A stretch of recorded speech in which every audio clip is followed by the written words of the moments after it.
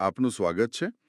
આજે આપણે જે સ્ત્રોતોની ઊંડાણપૂર્વક ચર્ચા કરવાના છીએ તે ખરેખર એક એક આંતરિક ક્રાંતિની વાત કરે છે. હા, બિલકુલ. એક એવી પ્રક્રિયા જેમાં એમના કહેવા મુજબ પશુ જેવી સ્થિતિમાંથી ઈશ્વરના સ્વરૂપ સુધીની યાત્રા થાય છે. હમ આપણી આજની ખોજ એ સમજવાની છે કે આ અકલ્પનીય પરિવર્તનમાં પવિત્ર આત્માની ભૂમિકા શું છે. હમ આ કોઈ નાની વાત નથી. ના, જરાય નહીં. આ તો ખરેખર માનવ સ્વભાવના મૂળમાં જઈને તેને બદલવાની વાત છે. બિલકુલ સાચું. અને આ યાત્રાને સમજવા માટે સ્ત્રોતો તેને 3 મુખ્ય પડાવોમાં વહેંચે છે. અચ્છા. અને આ 3 પડાવ છે ને, એ અલગ અલગ નથી, પણ એકબીજા સાથે જોડાયેલા છે. જાણે કે એમ એક પછી એક પગથિયું ચડતા હોઈએ. ઓકે. પહેલું પગથિયું છે ઈશ્વરના સ્વરૂપને પૂર્ણ કરવું. બીજું છે ઈશ્વરના પ્રેમને અનુભવવો. અને ત્રીજું છે કરારને હૃદય પર લખવો. અને આ માત્ર ધર્મશાસ્ત્રના ભારેખમ શબ્દો નથી, પણ વ્યક્તિગત પરિવર્તનની એક જીવંત પ્રક્રિયા છે, જેનું વર્ણન આ સ્ત્રોતો કરે છે. તો ચલો આ યાત્રાના પહેલા પડાવથી શરૂઆત કરીએ. પ્રથમ આદમને ઈશ્વરના સ્વરૂપમાં પૂર્ણ કરવો. હા. સ્ત્રોતો આ માટે કોરિન્થીગા એક શ્લોકનો હવાલો આપે છે જે કહે છે, પ્રથમ માણસ આદમ જીવંત પ્રાણી બન્યો, છેલ્લો આદમ જીવનદાતા આત્મા બન્યો. બરાબર. મને આ 2 શબ્દ પ્રયોગોમાં બહુ રસ પડ્યો. જીવંત આત્મા અને જીવનદાતા આત્મા. આ બંને વચ્ચેનો મૂળભૂત તફાવત શું છે? જો આ ભેદ આખી ચર્ચાનો પાયો છે. સ્ત્રોતો મુજબ પ્રથમ આદમ, જેને જીવંત આત્મા કહ્યો છે, એ આપણી મૂળ ધરતીની નશ્વર સ્થિતિનું પ્રતીક છે. એટલે કે સામાન્ય મનુષ્ય. હા, બરાબર. તે જીવે છે, શ્વાસ લે છે, પણ અંત્ય મૃત્યુ પામે છે. માટીમાંથી બનેલો છે અને માટીમાં પાછો મળી જાય છે. ઠીક છે. પણ છેલ્લો આદમ, જે જીવનદાતા આત્મા છે, તે એક સંપૂર્ણપણે અલગ સ્તરની વાસ્તવિકતા છે. તે માત્ર જીવતો નથી, પણ બીજાને જીવન આપે છે. જીવન આપે છે. હા, તે એ શક્તિ છે જે મૃત્યુ પામેલા પ્રથમ આદમને ફરીથી જીવંત કરી શકે છે. તેને આધ્યાત્મિક જીવન આપી શકે છે. એક મિનિટ. આ વાત તો ખરેખર ચોંકાવનારી છે. સ્ત્રોતોમાં એક જગ્યાએ પાપી વ્યક્તિ માટે ખૂબ જ આકરો શબ્દ વપરાયો છે. હા. તેઓ કહે છે કે પાપી વ્યક્તિ ઈશ્વરના સ્વરૂપમાં નથી, પણ જીમસુંગ જેવી છે, જેનો અર્થ થાય છે પશુ. બરાબર. આ તો બહુ જ આકરી સરખામણી છે. મને એ સમજવામાં રસ છે કે તેઓ આટલા મજબૂત શબ્દો કેમ વાપરે છે. હા, અને આ શબ્દનો ઉપયોગ ખૂબ જ ઈરાદાપૂર્વક કરવામાં આવ્યો છે. સ્ત્રોતો મુજબ જીમસુંગ અથવા પશુ હોવાનો અર્થ માત્ર નૈતિક રીતે ખરાબ હોવું એટલું જ નથી. તો પછી શું છે? તેનો ગહન અર્થ એ છે કે આવી વ્યક્તિ પોતાની વૃત્તિઓ, પોતાની શારીરિક ઈચ્છાઓ અને જગતની પરિસ્થિતિઓથી ચાલે છે. જેમ એક પશુ ભૂખ, ભય અને પ્રજનનની મૂળભૂત વૃત્તિઓથી દોરવાય છે, તેમ જીમસુંગ જેવી વ્યક્તિ આધ્યાત્મિક સત્યથી નહીં, પણ પોતાની સ્વાર્થી ઈચ્છાઓથી ચાલે છે. અચ્છા, એટલે આ નૈતિક નિંદા કરતા અધૂ અસ્તિત્વની સ્થિતિનું વર્ણન છે. બિલકુલ. સમજાયો. તો આ પશુ જેવી સ્થિતિમાંથી ઈશ્વરના સ્વરૂપ સુધીનું પરિવર્તન કેવી રીતે થાય છે? આખી પ્રક્રિયા શું છે? શું તે એક ઝાટકે થાય છે? ના. સ્ત્રોતો સ્પષ્ટપણે કહે છે કે આ એક ક્રમિક પ્રક્રિયા છે, એક આખો પ્રવાસ છે. ઓકે. તેના 4 મુખ્ય તબક્કા છે. પ્રથમ, પાપી વ્યક્તિ એટલે કે પ્રથમ આદમ ઈશ્વરના સ્વરૂપને જુએ છે અથવા તેના વિશે જાણે છે. બીજું, તે માત્ર જોતો નથી, પણ પોતાનો ક્રોસ ઉઠાવીને તે સ્વરૂપનું અનુસરણ કરવાનું શરૂ કરે છે. આ એક સક્રિય નિર્ણય છે. અને ત્રીજું, જેમ જેમ તે અનુસરણ કરતો જાય છે, તેમ તે ધીમે ધીમે ઈશ્વરના સ્વરૂપ જેવો બનતો જાય છે. અને અંતિમ તબક્કો? અને ચોથો અને અંતિમ તબક્કો એ છે કે તે પોતે જ ઈશ્વરના સ્વરૂપમાં ફેરવાઈ જાય છે. એટલે તમે કહો છો કે આ આખી પ્રક્રિયા ફક્ત સત્યના આત્મા એટલે કે પવિત્ર આત્મા દ્વારા જ શક્ય બને છે. હા.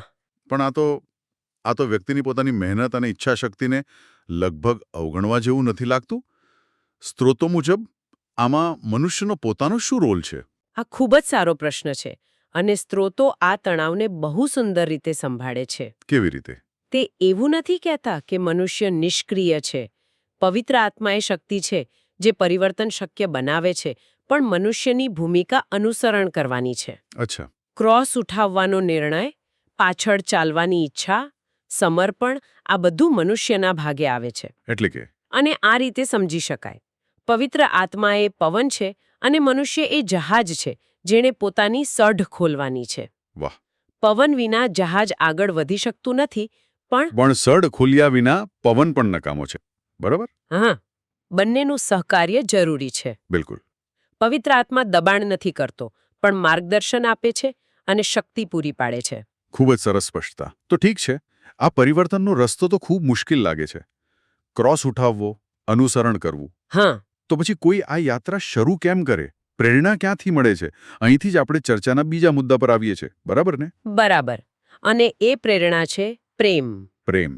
સ્ત્રોતો ભારપૂર્વક કહે છે કે આ આખી યાત્રા ભય કે ફરજથી નહીં, પણ પ્રેમની ઊંડી અનુભૂતિથી શરૂ થાય છે. જ્યાં સુધી વ્યક્તિને એ ખબર ન પડે કે ઈશ્વર તેને કેટલો પ્રેમ કરે છે, ત્યાં સુધી તે ક્રોસ ઉઠાવવાની પ્રેરણા મેળવી જ શકતી નથી. અને એટલે જ પવિત્ર આત્માનું બીજું મુખ્ય કાર્ય છે ઈશ્વરના પ્રેમને પ્રગટ કરવું. ચોક્કસ. આ માટે સ્ત્રોત રોમનો 5.5 ટાંકે છે, જે કહે છે, આપણામાં વસતા પવિત્ર આત્મા દ્વારા ઈશ્વરનો પ્રેમ આપણા હૃદયમાં રેડવામાં આવ્યો છે. હા. આ રેડવામાં આવ્યો શબ્દ ખૂબ જ શક્તિશાળી છે. હા. અને તે સૂચવે છે કે આ પ્રેમ આપણી અંદરથી ઉત્પન્ન નથી થતો, એ બહારથી ઈશ્વર તરફથી આવે છે. ઓકે. અહીં સ્ત્રોતે ખૂબ જ મૂળભૂત સિદ્ધાંત રજૂ કરે છે. જ્યાં સુધી જીમસુંગ એટલે કે પશુ જેવી સ્થિતિમાં રહેલો મનુષ્ય ઈશ્વરના પ્રેમને ન જાણે, ત્યાં સુધી તે ઈશ્વરને પ્રેમ કરી શકતો નથી. એટલે આપણો પ્રેમ હંમેશા તેમના પ્રેમનો પ્રતિસાદ હોય છે. બરાબર. આ સમજવા માટે સ્ત્રોત કોરિન્થીનો એક સુંદર દાખલો આપે છે. એ શું છે? તે કહે છે કે જેમ કોઈ વ્યક્તિના મનની વાત ફક્ત તેની અંદર રહેલો આત્મા જ જાણી શકે છે, બીજું કોઈ નહીં. સાચી વાત છે. તેમજ ઈશ્વરના મનની ગહન વાતો, ખાસ કરીને તેમના પ્રેમની ઊંડાઈ, ફક્ત ઈશ્વરનો આત્મા એટલે કે પવિત્ર આત્મા જાણી શકે છે. અને સ્ત્રોત કહે છે કે આપણને જગતનો આત્મા નહીં, પણ ઈશ્વર તરફથી આવેલો આત્મા મળ્યો છે, જેથી આપણે જાણી શકીએ કે ઈશ્વરે આપણને કૃપાથી શું આપ્યું છે. એટલે પવિત્ર આત્મા એક અનુવાદક જેવું કામ કરે છે. હા, બહુ સરસ શબ્દ વાપર્યો, જે ઈશ્વરના દૈવી પ્રેમને આપણી માનવીય સમજમાં ઉતારે છે. અને એકવાર આ પ્રેમ સમજાઈ જાય પછી તેનું વ્યવહારિક પરિણામ શું આવે છે? શું તે માત્ર એક સારી લાગણી બનીને રહી જાય છે? બિલકુલ નહીં. સ્ત્રોતો અને સીધા જ ક્રિયા સાથે જોડે છે. યોહાનના પુસ્તકમાં સ્પષ્ટ કહ્યું છે, જો તમે મને પ્રેમ કરો છો તો મારી આજ્ઞાઓ પાળશો. ઓકે. પ્રેમ અને આજ્ઞાપાલન વચ્ચે સીધો સંબંધ. હા, કોઈ અંતર જ નથી. તે કારણ અને અસર જેવું છે. પ્રેમ એ આજ્ઞાપાલન માટેની પ્રેરણા બને છે. ફરજ કે સજાના ડરથી આવતું પાલન નહીં. ના, પણ પ્રેમ અને કૃતજ્ઞતામાંથી આવતું સ્વૈચ્છિક પાલન છે. તો ઠીક છે, જો ઈશ્વરનો પ્રેમ આ પરિવર્તન માટેનું બળતણ હોય, તો પછી એન્જિન કેવી રીતે કામ કરે છે? મતલબ કે આ પ્રેમ વ્યવહારમાં શું બદલાવ લાવે છે? મને લાગે છે કે સ્ત્રોતોનો ત્રીજો મુદ્દો, હૃદય પર કરાર લખવો, આનો જ જવાબ આપે છે. બરાબર.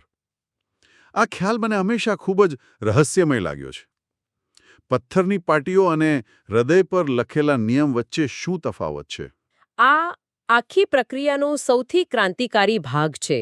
ચાલો તેને તબક્કાવાર સમજીએ. હા. સ્ત્રોત કહે છે કે આ પ્રક્રિયા નિયમથી શરૂ થાય છે.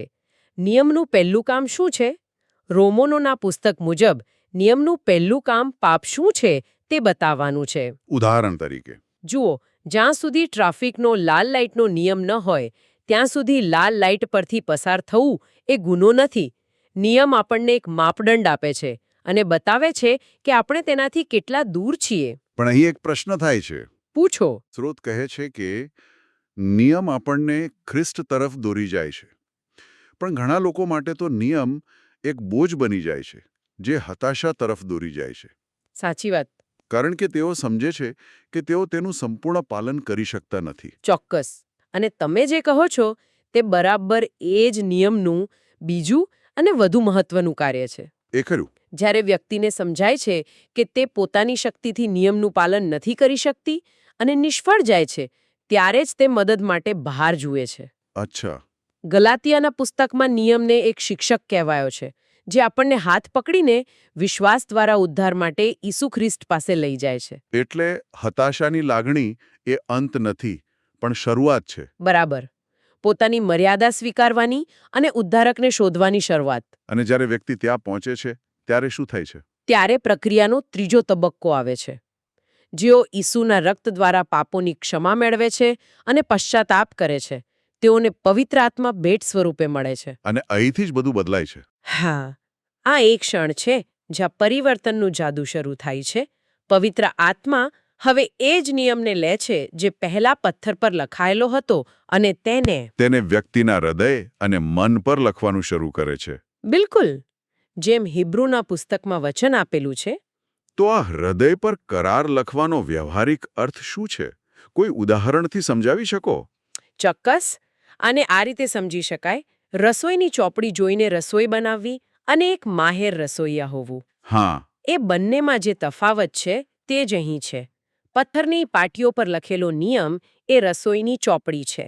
તમારે વારંવાર જોવું પડે, નિયમો યાદ રાખવા પડે, ભૂલ થવાનો ડર રહે. બરાબર.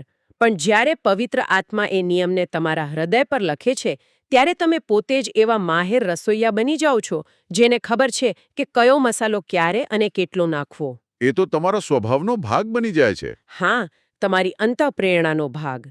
તમારે હવે બહારની સૂચિ જોવાની જરૂર નથી, કારણ કે સૂચનાઓ અંદરથી જ આવી રહી છે. વાહ, આ તો અદ્ભુત ઉદાહરણ છે. એટલે કે જે કામ પહેલા બોજ લાગતું હતું તે હવે આનંદ બને છે. બિલકુલ. પરિવર્તન ફરજમાં નથી, પણ સ્વભાવમાં છે. એકદમ સાચું. અને અહીંયા સ્ત્રોતોનો સૌથી રસપ્રદ દાવો આવે છે. રોમનો 8.2 કહે છે, જીવનના આત્માનો નિયમ પાપ અને મૃત્યુના નિયમમાંથી મુક્ત કરે છે. આનો અર્થ શું છે? નિયમો ગાયબ થઈ જાય છે? ના, નિયમો ગાયબ નથી થતા, પણ હવે તેનું પાલન કરવાની શક્તિ અને ઈચ્છા બંને અંદરથી આવે છે. અચ્છા. પવિત્ર આત્મા આપણી ઈચ્છાઓને જ બદલી નાખે છે. જે વસ્તુ પહેલા આકર્ષક લાગતી હતી તે હવે ખોટી લાગે છે, અને જે વસ્તુ પહેલા મુશ્કેલ લાગતી હતી તે હવે સાચી અને આનંદદાયક લાગે છે. અને સ્ત્રોતો અનુસાર આ તે અંતિમ તબક્કો છે જ્યાં વ્યક્તિ ખરેખર ઈશ્વરના સ્વરૂપ બને છે. હા, કારણ કે હવે તે ઈશ્વરની ઈચ્છા એટલા માટે નથી કરતો કે તેને કરવી પડે છે, પણ એટલા માટે કે તે પોતે જ તે કરવા માંગે છે. તો આખી વાતને જો એક સાથે મૂકીએ તો આ સ્ત્રોતો એક ખૂબ જ સ્પષ્ટ ચિત્ર રજૂ કરે છે.